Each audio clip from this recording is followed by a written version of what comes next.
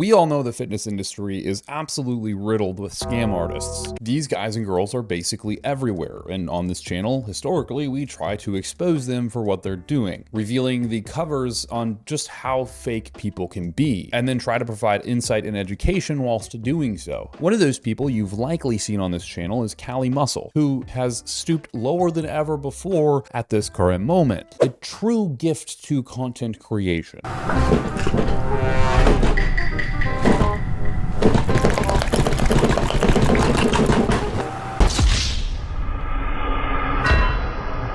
And before I get into what's happened, I want to sort of rewind for anyone who's not aware of the tomfoolery that Mr. Cali himself has committed to. So he did a crypto rug pull, effectively stealing hundreds of people's money. Some individuals invested over $50,000 in the project, all to sink it right into the ground once Cali pulled out that money. And once people asked Cali what the heck happened, well, he just simply ignored them and the entire problem altogether. Now, no mention of it anymore. After he promoted it for weeks and weeks and weeks, suddenly there wasn't a single post ever to be seen, and in fact all of the posts were deleted. I had to hop on here today right quick because yesterday I didn't know that my coin had took a dump. You know, I had to do some explaining because people did invest in the coin, you know what I mean? And I have all my coins, so I see it took a big dump, man, and I don't want nobody thinking, you know, I'm scamming or whatever.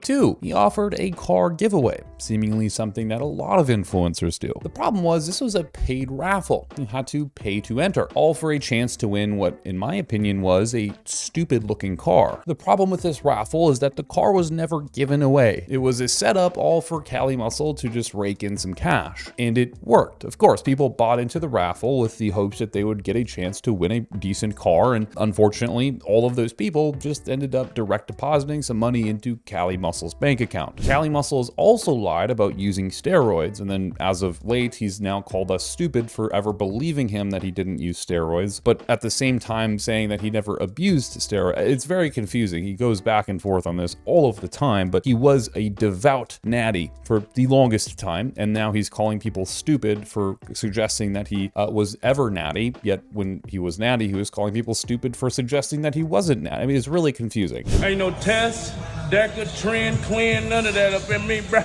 Ain't no creatine, protein powders, none of that, bruh. Ain't no weight gain shake, none of that, bruh. That's how I'm so stressed. It's time to tell the people the truth. Tell them, you know, what my cycle is.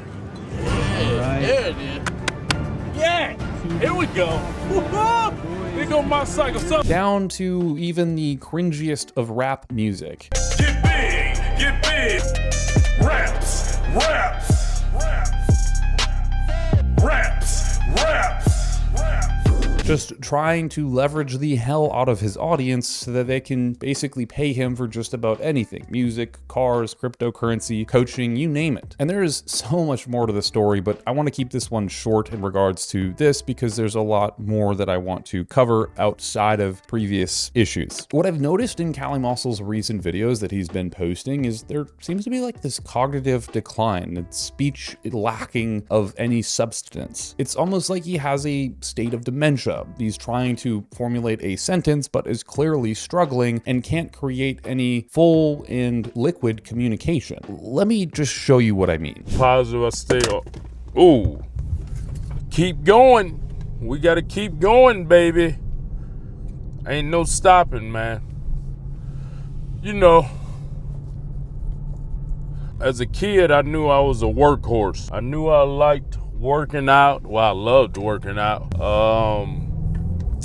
You know, I had my sights on going to the NFL, but you know, I let the devil get in my head. And you know, I got in a financial situation when I was in college at Fresno State, and the devil was like, man, just go do a robbery, you know. And me thinking I was smarter than everybody and that I could get away because I've been doing little petty crimes before then. And I knew right from wrong. You know, being a youth pastor, teaching, being a mentor to kids, and I worked at the Boys and Girls Club. I worked at camps, working with kids. So God spanked me immediately, and I didn't cry about it because I knew right from wrong. You know, I took full responsibility for my actions, and I didn't whine about it. But I just kept going, man. I never had my head down. I speak about prison like I do in jail because 11 years of my life, man, it was a life changer. You know, not in a good way, I would say, but it taught me about politics. You know, because in California prisons, politics are everything. You know, you got to play the politics, and it's like a chess game.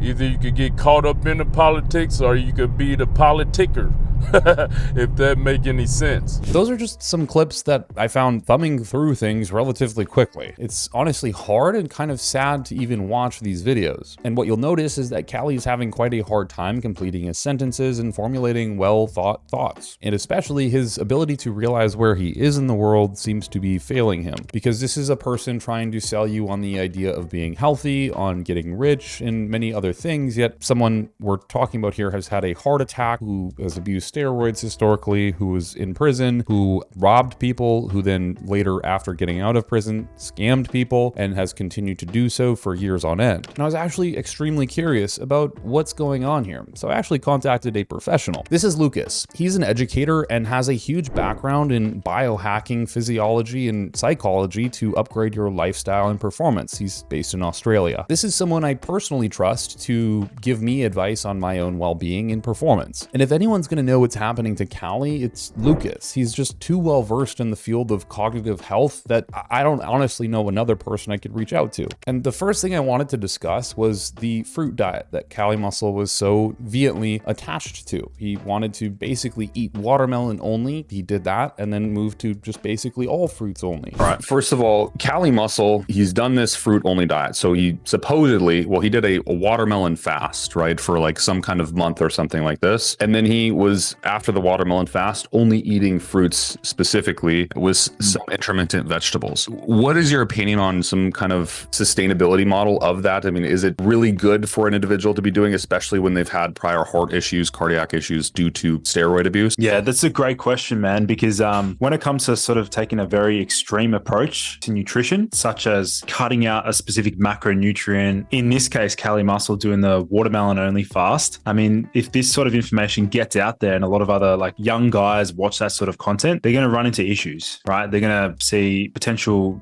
nutrient deficiencies. They're obviously going to miss out on essential minerals that can't be found just in like watermelon only. So this sort of information, I think, is anytime any sort of influencer is talking about an extreme approach to some sort of dietary model, such as like meat only, vegetables only, plant-based only. I think at the end of the day, we've seen that like from a sustainability perspective, I think both you and I would agree that every single macronutrient is essential: proteins, fats, carbohydrates. It's just a matter of shifting the ratios between those macronutrients depending upon a person's goals. And specifically, if we're trying to achieve like a detox effect with what he's trying to do here, there is some merit to what he's, suggesting in terms of the polyphenols and, watermelon being quite rich in citrulline, but there are better ways to actually facilitate a more powerful detox effect that's not just reliant upon like watermelon only. There are some actual key supplements and drugs and protocols that can actually facilitate a faster detox effect. So, and I'm curious, just because we've been talking a lot about Callie Muscle's cognitive ability, right? It seems to be, as nicely as I could put it, like declined significantly since 8 years ago when he started to post content. Do you think that there's some ties to anabolic steroid abuse, but also maybe ties to this kind of diet model that he's been following supposedly for quite a bit of time now? Or is there more to the story? You won't believe what he had to say about the steroids. But to preface this, like I was mentioning, Callie Muscle has been open and closed about using steroids in the past. In the interview clip that I just showed, he's talking about growth hormone, insulin, IGF-1, and many other kinds of performance-enhancing drugs, which makes me come to the conclusion that these are all things he has experience with and has used, which makes his list of compound selection quite large. However, in other forms of content, he clearly lies. Yet I think we can all agree that he's been on swaths of gear for decades now, since he started YouTube to the current day. However, there is something I noticed when reviewing the footage from 8 years, sometimes even 10 years ago, and I think you might have noticed it too. Around that 8-year mark, Callie spoke fluidly. He really had good speech. He had good morals on top of that. I mean, not to really justify anything he was doing because he was still a scam artist, but he preached things that actually made sense. He could formulate a thought and a speech that was really good. He, and I can't believe I'm going to say this, actually had a lot of good things to say about fitness, like eating whole foods, staying away from supplements, and training really hard instead of,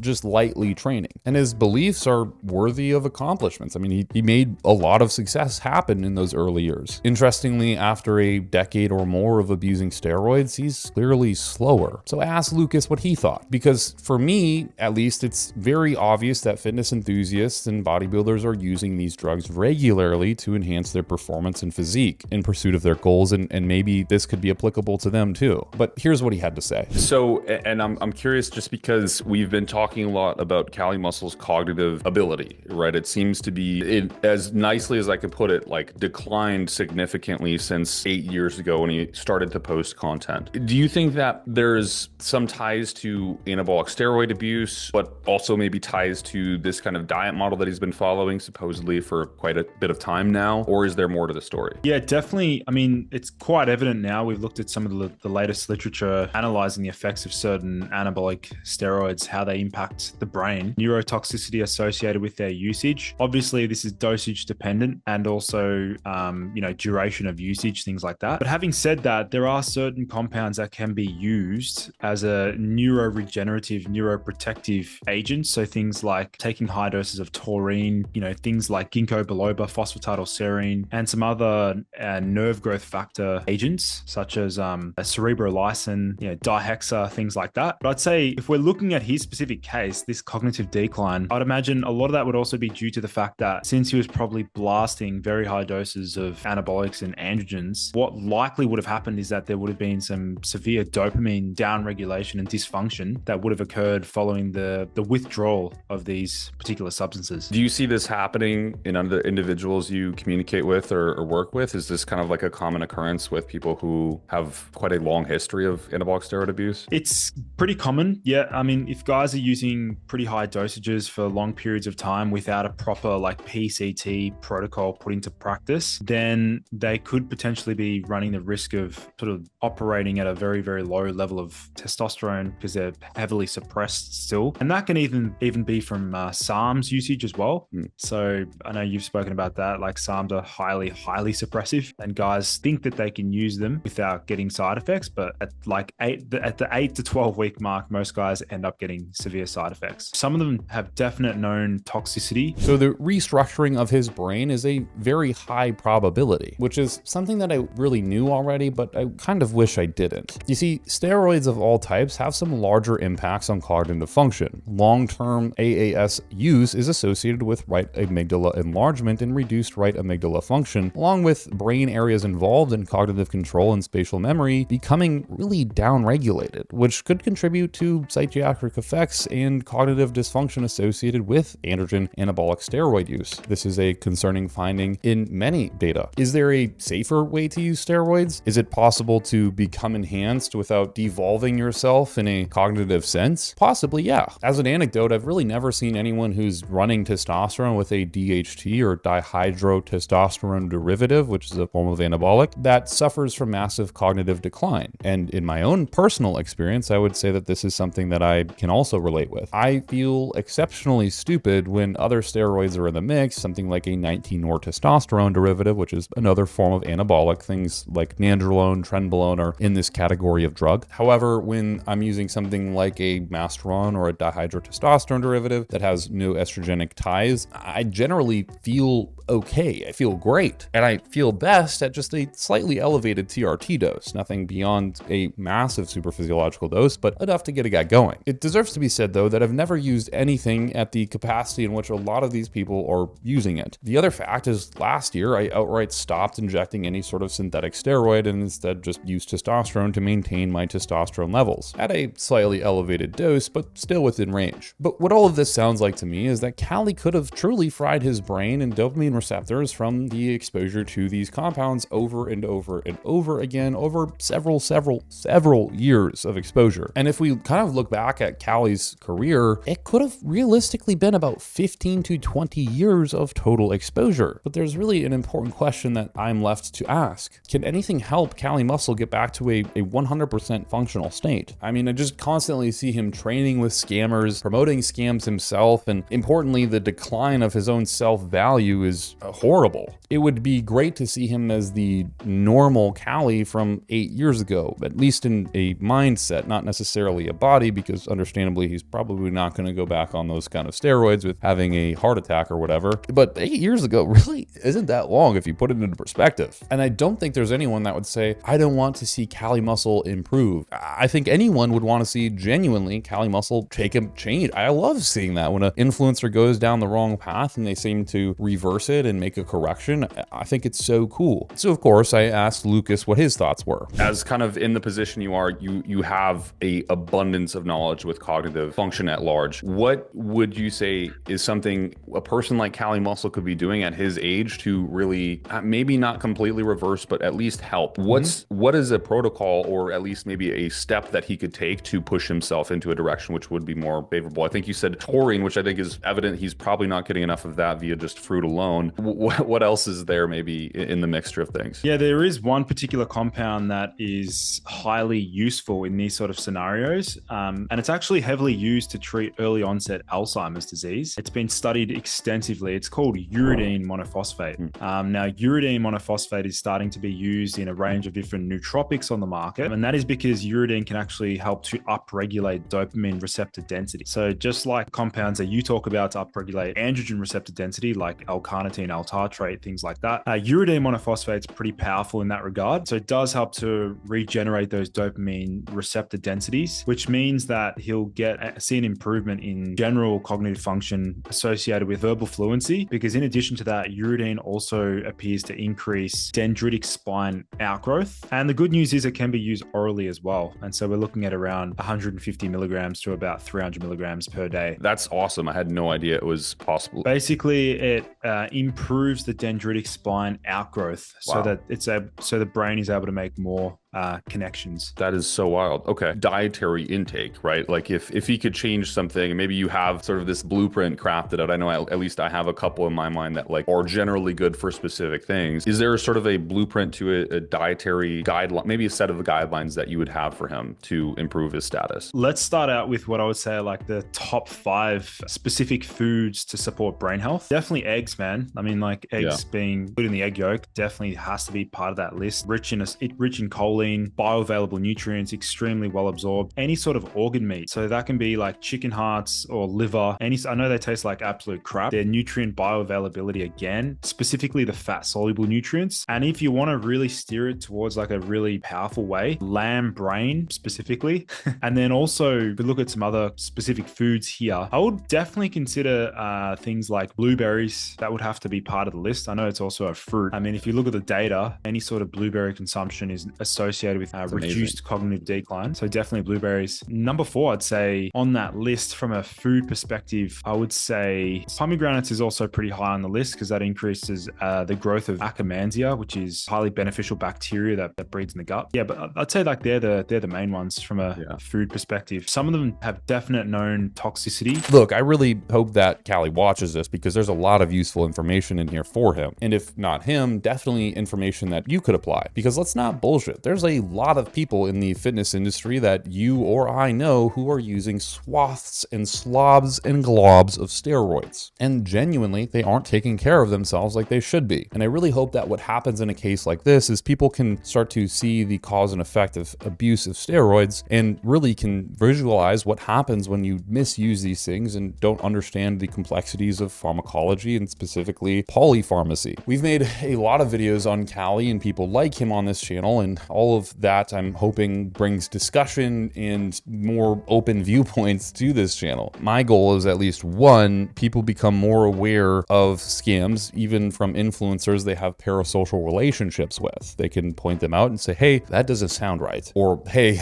that sounds way too good to be true. And 2, we can also start a discussion about steroids and performance enhancing drugs and making them more open and less taboo. Because I'm sure if Cali Muscle was originally open about steroid usage, usage, he probably would have had a lot more people reach out and help him regarding his current usage, whatever that was back then. And I find it all too often that people are afraid to mention that they're on some kind of performance enhancing drug, and that leads them down the path of getting really no care, really no supervision, and unfortunately leading them to a path of really poor health. I personally believe, as someone who coaches many people in the industry of bodybuilding, fighting, and more, that there is a direct path to using these things safely, not in a way that's going to be truly safe, because these things have implied risks, but much, much safer than would be if you had no supervision, no blood work, no monitoring of your health whatsoever. But unfortunately, in the country of the United States of America, this stuff is illegal, and you can't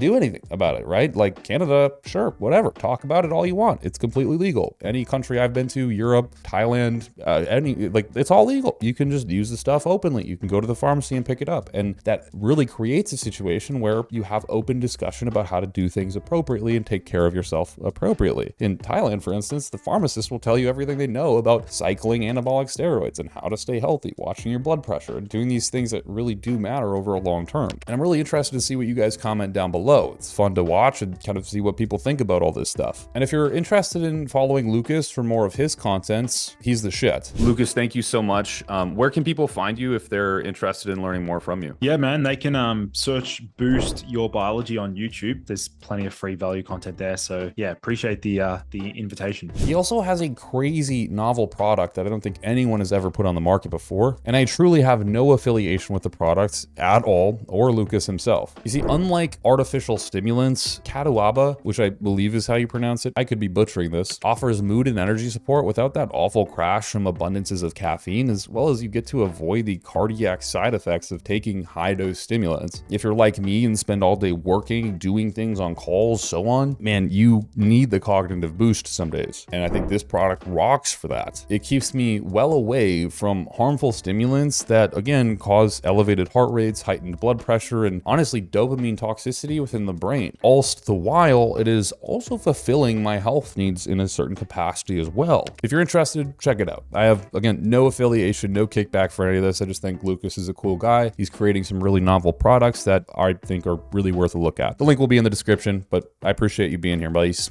Buddies? I don't know, whatever. If you like this video, comment, like, or subscribe or something. Cheers, bros. Look, see, I'm not lying about this caffeine stuff. Caffeine free. I never drink that shit, man. It just hurts the heart. I'm just joking. I drink lots of coffee. Most days I drink 3 to 4 coffees. I know you're saying, Kolton, what the fuck? You're a hypocrite. Sometimes, yes, you are right. I am human after all.